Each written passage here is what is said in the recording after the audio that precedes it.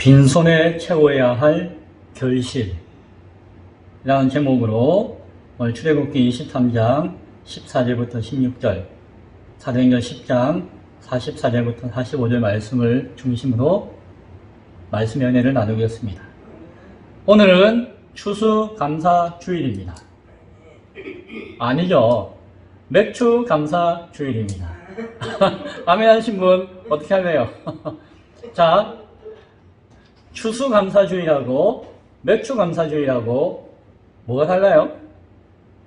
추수는 가을에 거둬들이는 것, 맥추는 첫 열매를 거둬. 그냥 열매에 대한 감사주일이니까 감사하고 뭐 헌금 드리고 뭐 이렇게 하는 건하고 비슷하게 생각하고, 추수감사주일은 많이 감사하고 맥추감사주일은 중간에 조금 애매할 때 조금 감사하고 뭐 이렇게 아리송해하는 분들이 가끔 계세요.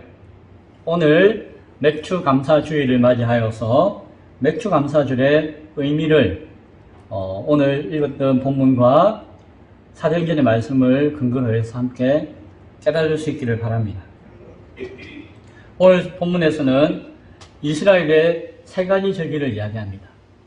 절기는 하나님께서 세우신 때예요. 하나님이 만드신 때, 하나님이 그 백성들과 우리 이날 함께 모여서 만나자라고 약속한 때를 절기다라고 이야기해요. 여러 절기가 있지만 크게 대표적인 세 가지 절기가 있고, 오늘 그 절기를 오늘 본문에서 이야기하고 있습니다. 무교병의 절기, 무교절이죠. 무교병을 먹는다 해서 무교절이라고 하는 이름을 붙인 것 같아요. 또 하나는 오늘 맥추절이고, 또 하나는 수장절이라고 하는 절기가 있었습니다. 이스라엘 백성들은 그날이 되어지면은 모든 남자는 성전에 모여가지고 함께 하나님께 예배하고 찬양하며 또한 즐거워하는 축제의 시간을 가지기도 하였습니다. 하나님이 명령하여서 세우신 날이기 때문에 하나님의 뜻과 목적과 계획이 담겨져 있음을 우리는 충분하게 알게 되어질 것이에요. 그리고 하나님이 세우신 뜻은 변하지 않기 때문에 그것은 신약 시대나 오늘날도 유효한 의미가 있음을 우리는 또한 생각하게 되어질 것입니다. 무교절은 6월절 아시죠? 이스라엘 민족이 출애굽할 때에 애굽의 모든 장자가 죽음에 이르게 되어질 때에 어린 양의 피를 문지방에 바르고 죽음의 사자가 넘어가 유월했다라고 하여서 그 날을 기념하였어. 그리고 출애굽하여서 그 민족을 구원하신 하나님의 은혜를 하나님의 명령에 따라서 기억하고 기념하는 날로 삼은 것이 6월절이었어요. 6월절이 되는 그날을 하나님은 아비볼, 정월로 삼은 거예요. 정월. 그날이 첫째 달이다 라고 한 것이에요. 그래서 정월 대보름이 6월절과 같은 의미가 있다라고 이야기를 전에 한번 드린 것 같아요. 오늘 성경에서 보면은 정확하게는 1월 14일이 6월절이 시작되어지는 날이고 15일부터 6월절이 되는 것이에요. 그런데 사실은 그 14일 그 다음 날 6월절이 본격적으로 되어지는 15일부터 한 주간을 또한 하나님께서 명령하시기를 누룩이 들어가 있지 않는 깨끗하고 거룩하고 정결한 그러한 그러한 떡을 일주일 동안 먹으면서 하나님이 거룩하게 하신 뜻을 기억하라고 명령하셨어요. 그래서 그 6월절 기간에 무교병을 일주일 동안 먹는다 해가지고 무교병을 먹는 절기 해가지고 무교절이라고 부르는 것이에요. 그래서 무교절이라고 하는 이름에는 6월절과 같은 의미가 또한 시기적으로 같은 시기인 것을 우리는 알 수 있게 되어져요. 그리고 이 날을 또 다른 말로 초실절이라고 부르기도 해요. 정확하게는 그 무교절이 한 7일 동안 있잖아요. 7일이 있으니까 그 안에는 반드시 안식일이 들어있어요. 그렇죠. 안식일이 하루는 들어있어요. 그리고 그 기간에 있는 안식일 다음 날을 하나님께서 초실절이라고 삼으라고 했고, 그때가 되어지면은 그 수확한 당시로서는 시기가 이르기 때문에 보리가 주로 제일 먼저 났는데, 가장 먼저 난 그 추수되어진 곡식의 첫 단을 베어가지고 그 민족이 그 백성을 대신해서 하나님 앞에 그것을 드리는 그 날로 삼았어요. 그래서 첫 결실이고 첫 열매를 하나님께 드린다 해가지고 초실절이라는 의미를 가져 이름을 붙여요. 그래서 6월절, 무교절, 초실절이 시기적으로 같은 날짜와 같은 절기로서 불려지고 있는 것을 우리는 기억해야 할 것입니다. 그래서 무교절이든 6월절이든 초실절이든 중요한 것은 하나님이 주신 것에 대해서 결실을 맺어서 하나님께 감사로 드린다는 의미가 그 안에 담겨져 있고, 무엇보다도 어린 양의 피를 발라서 그 피의 공로로 말미암아 하나님의 죽음을 이기게 하신, 죽음을 넘어가게 하신 구원의 은혜가 하나님 앞에 고백되어지고 찬양되어지는 의미가 이 무교절, 6월절, 초실절에 있다는 것을 기억할 수 있기 바랍니다. 그것이 하나의 절기다. 또 하나는 이제 오늘 우리가 지키는 맥추절이에요. 맥추절. 맥추절인데 우리가 추수한 것을 드린다 해서 감사의 의미를 붙여가지고 맥추 감사절이라고 우리는 부르지만, 정확하게 성경적인 의미는 맥추절이었어요. 맥추절은 말 그대로 수고해서 뿌린 씨앗의 결실들이 맺혀질 때에 보리나 밀을 키웠는데, 그 보리나 밀이 많이 거두어지고 난 다음에 처음에 초실절은 가장 첫 번째 단이 났을 때에 그것을 거두어 드렸다고 한다면은, 이때의 맥추절은 그것이 곡식이 다 익어가지고 이제 추수가 다 끝나가지고, 그래서 온 가정마다, 온 집집마다 모든 민족의 모든 백성들이 다 추수한 것을 가지고 하나님께 드릴 수 있는 것, 그날이 맥추절이다라고 하는 것이. 그래서 각 개인으로 보면은 사람에 따라서는 이게 처음이 아니에요. 그렇죠? 가장 먼저 드린 사람이 있었잖아요. 먼저. 그러나 나는 처음인 것이. 이 민족 전체로 보면은 처음 드렸지만, 개인별로 가정별로는 지금 이제서야 처음 드리는 것이. 그래서 그날 맥추절을 다른 말로 하면은 처음 열매를 거두어서 감사로 드리는 날이다 라는 의미를 가지고 있는 것이. 그래서 이 날도 초실절이라고 부르기도 해요. 이해되시나요? 네, 처음 열매를 드리는 날에서 초실절인데, 앞서 무교절 언저리에 있던 그날의 초실절도 있지만, 성경을 보면은 오늘 이 맥추절을 또 다른 말로 초실절이라고 부르기도 해요. 그래서 구약 성경에 보면은 초실절이라고 이해되어지는 날이 두 개가 있는 것이에요. 그러나 우리는 구분할 수 있겠죠? 맥추절도 다른 말로 초실절이라고 하기도 한다. 그리고 이 맥추절은 시기적으로 보면은 앞서 무교절 끝에 드렸던 초실절 이후에 며칠 뒤인 거 아니? 약 49일 뒤예요. 49일 뒤. 49일은 얼마입니까? 7749. 일주일이 7번 지난 날이에요. 그래서 그 맥추절을 뭐라고 이야기하는 거 아니?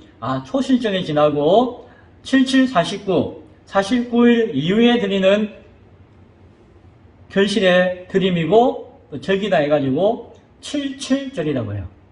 이름이 왜 붙었는지 알겠죠? 49일 뒤라 해서 77절이라고 부르기도 해요. 또한 그날부터 49일이 지났으니까 이 날이 되면은 50일이 되는 거예요. 50일이 되는 거예요. 그래서 50일째 되는 날이다 해가지고 이 날을 다른 말로 또 뭐라고 부르는 거 아니? 오순절이라고 불러요. 순이라고 하는 것은 10을 이야기하는 것이에요. 그래서 10개의 날짜가 5번 지났다 해서 오순절이라고 하는 것이에요. 초실절부터 49일이 지난 그날이 50번째 날이기 때문에 오순절이다 라고 불러요. 그래서 맥추절은 이름을 다르게 부를 수 있는데 뭐라고 부른다? 77절이라고 부르기도 하고 오순절이라고 부르기도 해요. 또 한편으로는 첫 열매를 드린다는 의미에서 초실절이라고 하기도 한다 라고 하는 것을 기억할 수 있기 바랍니다. 또 하나는 뭐죠? 수장절이 있었죠. 수장절. 수장절도 거두어진 열매를 이렇게 저장한다는 의미가 있는데, 하나님께 감사로 드리고 저장하는 절기예요. 그래서 가장 마지막인데 이때는 앞서는 밀이나 보리와 같은 곡식의 결실을 이야기했다면은 이때쯤 되어지면은 온갖 과일들, 나무에 연근은 열매들이 있잖아요. 그래서 구분하자면은 그 열매가 풍성하게 나오는 때예요. 그래서 그때가 되어지면은 온갖 과일들도 앞서 거두었던 곡식과 같이 다 거두어 가지고 하나님께 드리고 바치는 날. 특별히 거기에는 또한 드림과 동시에 또한 그것을 잘 저장하는 날. 그래서 수장절이다라고 이야기하는 것이죠. 그래서 오늘날로 이야기하면은 추수감사절이 수장절이에요. 이 수장절을 또 다른 말로는 장막절이나 초막절이라고 이야기해요. 장막이나 초막이 뭔지 알죠? 텐트 같은 거. 왜 이름을 이렇게 붙이는 거 아니? 하나님께서 이스라엘 백성들에게 명령하실 때 이제 성막을 만들 때에 성막을 만들기 위해서 온갖 재료들을 모아오게 되었는데 그것을 준비해서 성막을 만드는 그 과정 가운데서 하나님이 요구하신 것이 너희가 광야에서 천막을 치고 지냈잖아요. 광야에서. 그 초막을 치고 지내면서 하나님의 은혜를 바라보고 하나님의 뜻을 준비하고 했던 그날을 그 모든 삶을 기억하라는 의미를 그날에 부여해 주셨어요. 수장절에. 그래서 수장절에 장막을 치고 일주일 동안 하나님의 은혜를 이렇게 바라보았던 것을 하나님의 명령 가운데 행했기 때문에 그날을 다른 이름으로 장막절이나 초막절이다라고 부르는 것입니다. 그래서 수장절이라고 부르는 것과는 뜻은 다르지만 그 절기 안에서 수장절을 장막절이나 초막절이라고 부른다라고 하는 것을 기억하시기 바라요. 그래서 절기는 세 개예요. 하나는 뭡니까? 무교절, 하나는 맥주절, 하나는 수장절이에요. 그런데 각각 또 다른 이름이 있다는 것이에요. 여기 맥주절은 칠칠절, 그리고 또 뭐가 있었죠? 오순절. 그리고 처음에 무교절은 뭐가 있었죠?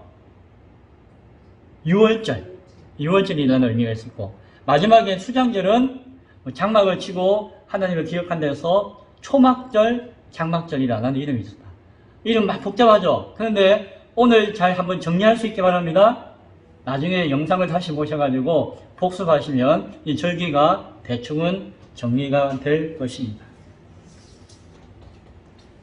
그래서 처음에 무교절에 있는 초실절을 약속을 한 날이라는 의미를 가지고 있었기 때문에 그 날이 열매의 처음 되시는 예수 그리스도의 날이 되었어요. 예수님께서 부활하셨을 때에 부활하신 그날이 언제입니까? 6월절 그날. 그래서 그 초실절 6월절을 예수님의 부활절과 연결시켜서 이해할 수가 있어요. 우리는. 그래서 부활하신 날이 바로 그 초실절날 부활하신 것입니다. 하나님의 뜻 가운데 있는 것이에요. 왜 그랬을까요? 예수 그리스도가 부활의 첫 예매가 되시는 것을 우리가 바라볼 수가 있죠. 그리고 그 6월절 어린 양의 피로 말미암아 구원받았던 그 뜻이 바로 예수 그리스도를 통해서 예수 그리스도의 십자가와 부활을 통해서 우리 가운데 주어졌다는 것을 이렇게 이어서 깨닫게끔 하시는 것이. 그래서 그 날을 하나님께서 부활의 날로 삼으신 것이. 우리는 상상도 할 수 없고 계획할 수 없는 것이지만 하나님의 계획 가운데 그 날의 의미가 있는 것을 보게 되었습니다.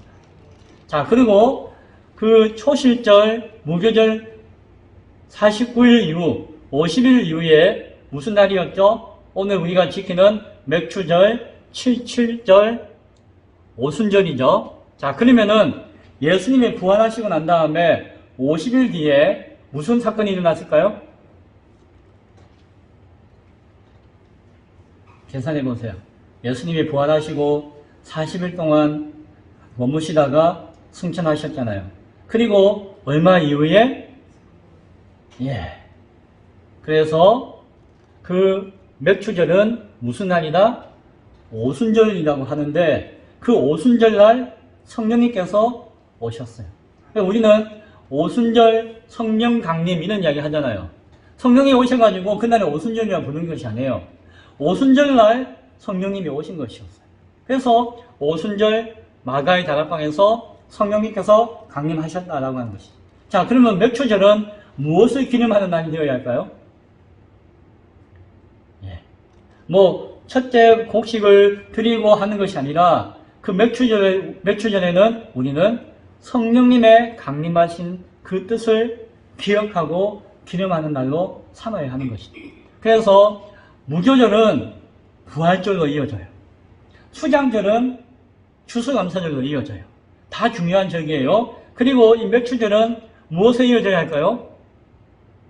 성탄절입니까? 무슨 소리예요? 성탄절은 무엇으로? 성령 강림 주일로 이어질 수 있는 것이죠. 그는 사실 성령님이 강림하셨다는 사실 그 자체가 중요한 것이지만 그 자체만으로 끝나지 않아요.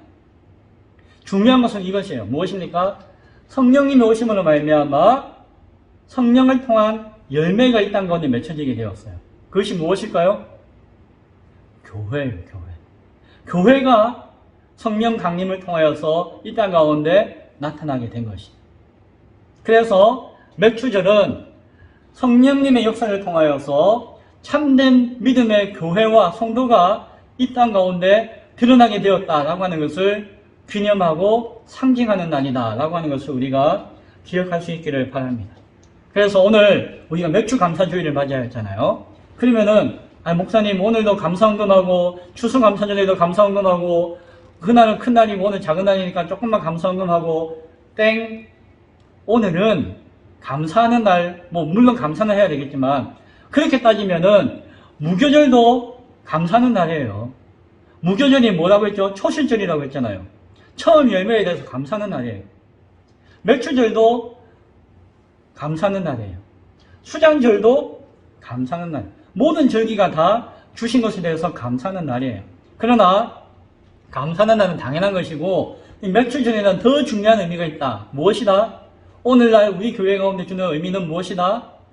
성령의 강림과 역사를 바라보며 성령의 열매를 사모하며 우리가 성령의 열매로서 이 땅 가운데 거하고 있기 때문에 성령의 열매에 되어진 교회로서 그 열매를 이 땅 가운데 어떻게 맺혀질 것인가에 대해서 고민하고 생각하는 날이 되어야 한다는 것이죠.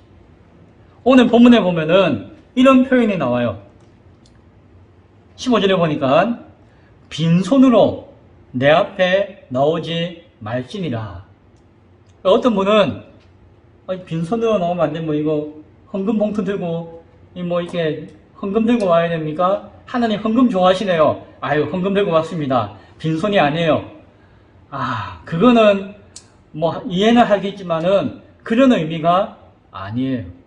빈손으로 오지 말라는 의미는 우리 가운데 이 손 가운데 뭔가 채워서라는 것이. 뭘 채워서라는 것일까요? 모든 절기 가운데 우리가 바라볼 수 있는 것은 열매예요. 열매. 결실. 하나님 앞에 우리의 삶의 결실과 열매를 가지고 채워서 하나님께 나아가야 한다는 것이죠. 특별히 오늘 맥추감사주일을 맞이해서 오늘 우리는 성령의 열매를 바라보고 성령께서 기대하시고 맺기를 원하시는 그 열매를 통하여서 하나님께 들고 두 손 채워서 나아가는 우리가 될 수 있기를 소원합니다. 자, 그러면은 빈손으로 나오지 말라 하신 뜻 가운데 그 빈손 가운데 채워야 할 결실은 무엇이 있을까요?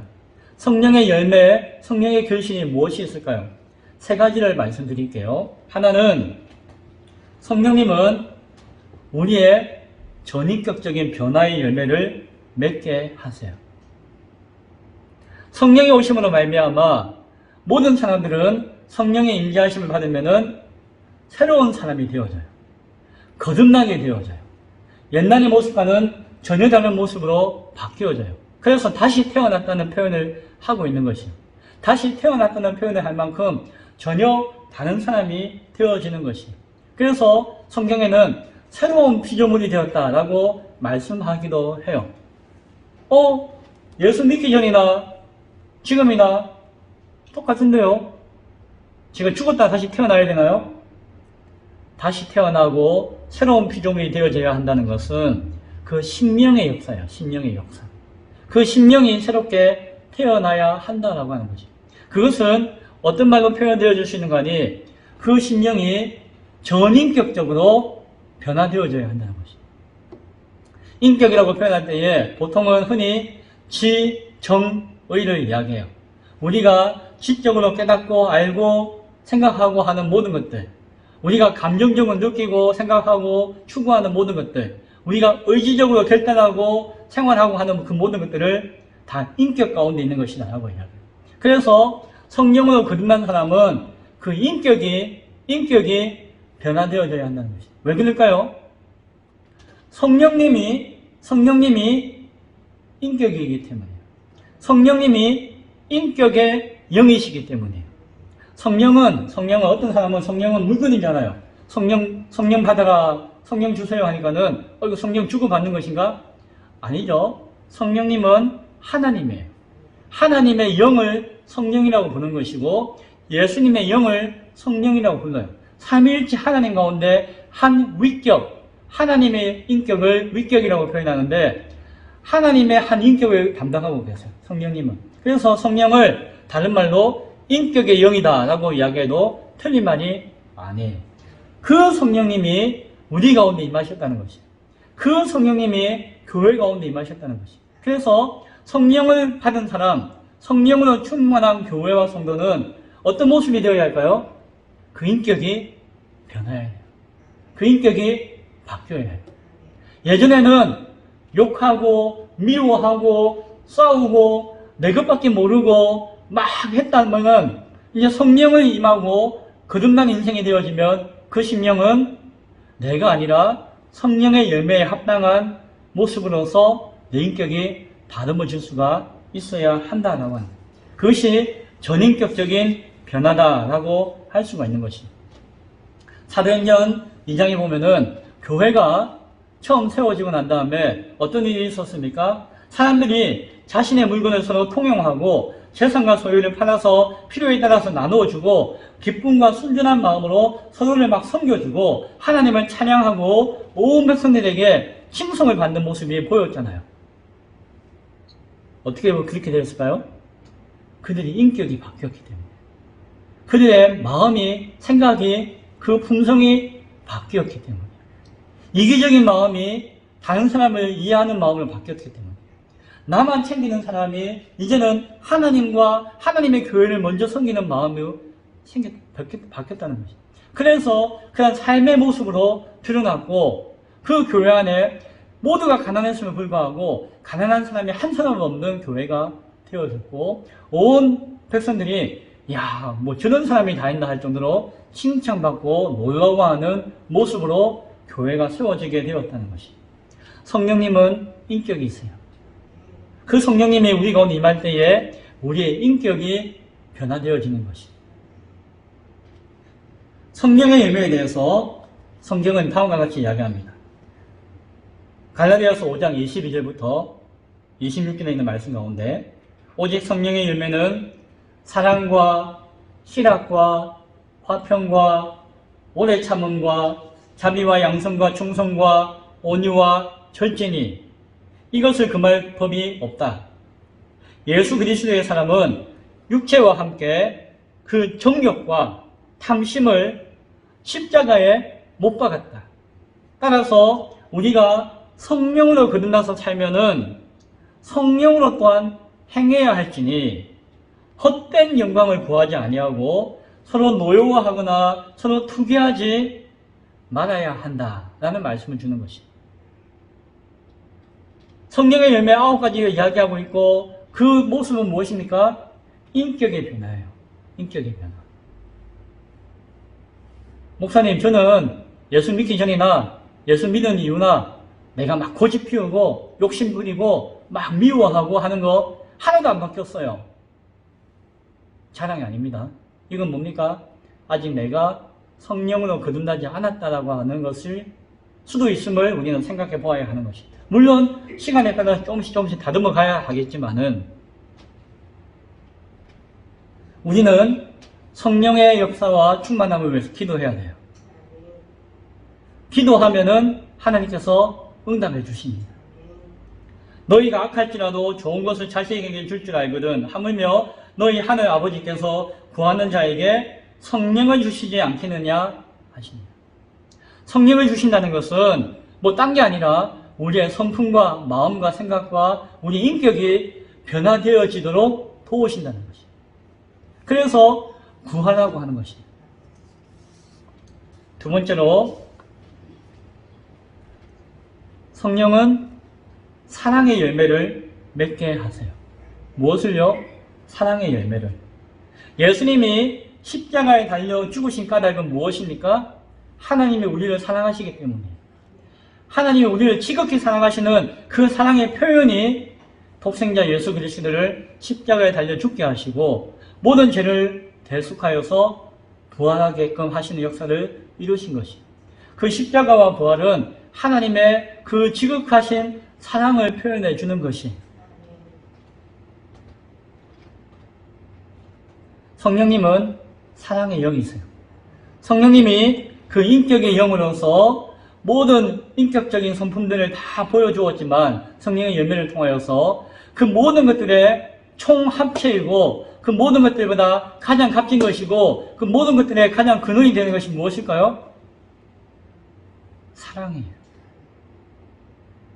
그래서 사랑의 열매를 맺는 것이 너무너무 중요합니다. 성령께서 오순절날 제자들에게 임할 때에 그들은 교회가 되었는데 그 교회의 모습을 다른 말로 표현하면은 사랑의 공동체다라고 할 수가 있어요. 서로 아낌없이 나누고 함께 할 수 있는 것은 그 마음 가운데 무엇이 있었기 때문이다? 사랑하는 마음이 있었기 때문이에요.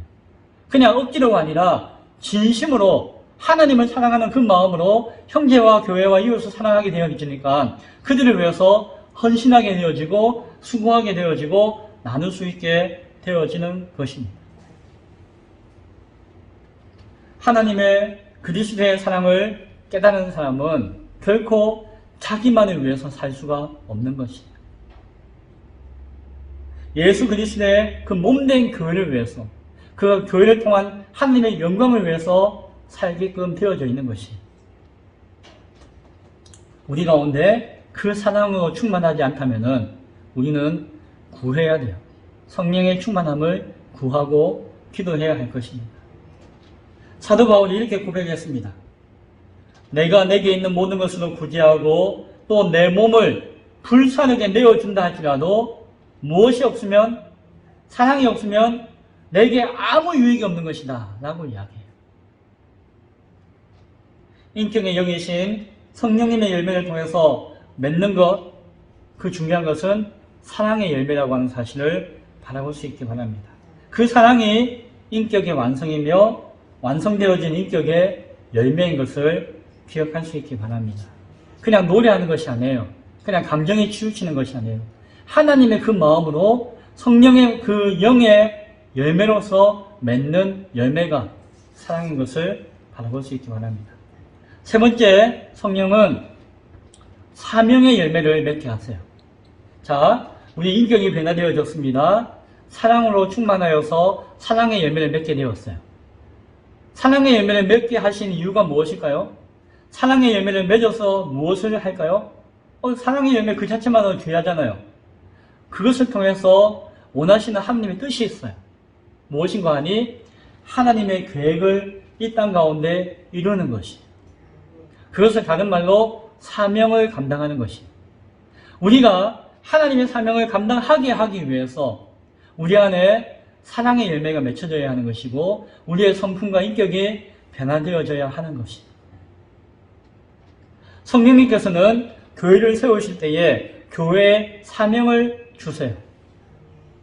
모든 백성들을 부르실 때에 그 부른 자들에게 사명을 주세요. 우리에게 주어진 사명, 그 사도행전에서 나타나는 제자들을 향한 사명은 여러 가지가 있겠지만 가장 중요한 것은 교회를 온전히 세우는 것이었어요. 그들이 그 사명을 감당하듯이 오늘 저와 여러분이 그 사명을 감당하는 줄로 믿으시기 바랍니다. 이스라엘의 마른 뼈들이 여호와의 생기로 말미암아 살아나듯이 성령의 임재하심으로 말미암아 교회는 살아나게 되어질 것입니다. 연약해 보이고 말라 보이고 미약해 보이지만 성령으로 충만하여서 그 성령의 열매가 우리 심령과 삶 가운데 맺혀져 나갈 때에 교회는 온전하게 바르게 더욱더 건강하게 세워져 가게 되어질 것입니다. 그것이 우리의 사명이라고 하는 사실을 바라볼 수 있기를 바랍니다. 믿음을 가지고 있는 성도인데 무엇을 할 때에 무슨 일이 주어졌을 때에 부담스러워하고 힘들어하고 어려워하는 경우가 있어요. 원인은 하나입니다.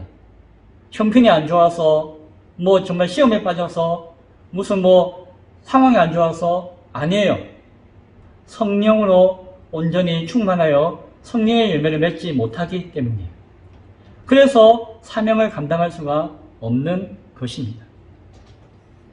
예수님의 마음으로 영혼을 사랑하고 어떤 곳에든지 예수님의 그 마음으로 직장에서든지 가정에서든지 길가든지 우리의 삶 속에 있는 그리스도의 마음이 충만하게 채워지고 드러나서 우리가 그리스도의 온전한 교회로 세워져 나갈 수 있기를 소원합니다. 이 말씀을 맺고자 합니다. 고넬료와 베드로와의 만남은 성령의 역사였어요. 성령님의 중매장이가 되어가지고 이렇게 만나게 하셨어요. 그리고 이방인들 가운데 오늘 베드로가 증인이 되어졌을 때에 성령이 임재하셨어요. 제자들과 사도행전 2장에서의 그 오순절의 역사가 오늘 이방인들에게도 새롭게 일어나게 되었어요. 그래서 이방인의 오순절이라는 이야기를 하는 것이에요.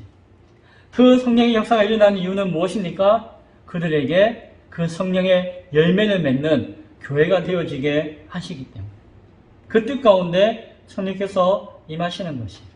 그리고 그들을 이끄셔서 구원의 온전한 길로 인도해 주시는 것이고 그 길로 가는 가운데서 온전한 교회가 세워지게 하시고 그 이방인들로 하여금 그 교회를 통해서 하나님의 뜻을 이루는 사명을 감당하게 하기 위한 참된 증인이 되게 하기 위한 뜻이 그 가운데 성령의 임재 가운데 있는 것임을 우리는 바라봐야 할 것입니다. 그 뜻이 오늘 우리에게도 있는 것입니다. 저와 여러분에게도 그 성령의 임재와 성령을 통한 열매의 뜻이 있는 것을 바라볼 수 있기 바랍니다. 오늘 무슨 날이라고요? 추수감사 주일입니다. 맥주감사 주일입니다. 맥주감사 주일입니다. 맥주절은 성령님이 오신 날이고 성령님이 우리를 거듭나게 하신 날이고 성령님이 교회를 새롭게 시작하게 하신 날이고 성령님께서 그 교회에게 우리에게 사명을 주신 날이에요. 맥주감사주일을 맞이하여서 성령님을 다시 바라보며 성령의 열매를 다시 한번 사모하며 성령이 주시는 그 사명 앞에 한 발짝으로 나아갈 수 있는 저와 여러분 될 수 있기를 간절히 축원드립니다. 기도하겠습니다.